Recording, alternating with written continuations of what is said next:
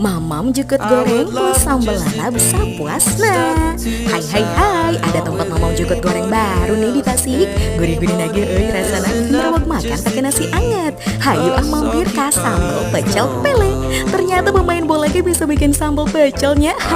Lokasinya di Jalan Utuy Sobandi ya. Tempatnya tuh cukup luas, cocok buat ajakin keluarga atau bestimu bukber di sini. Banyak banget varian lauk yang bisa dipilih di sini tuh. Kalian bisa pilih yang bakar atau goreng, balik terus mang biar mateng. Yang bakar ada bumbu manis-manisnya berasa. Kalau yang goreng dominan gurih ya. Kita coba nih.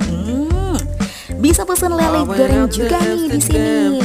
Rasanya enak loh, gak bau amis deh. Tuh, cobain yuk. Ada menu kulit cabai garam dan usus cabai garam juga loh buat cemilannya. Makan di sini tuh banyak gratisannya. Yang pertama gratis sambal, yang kedua gratis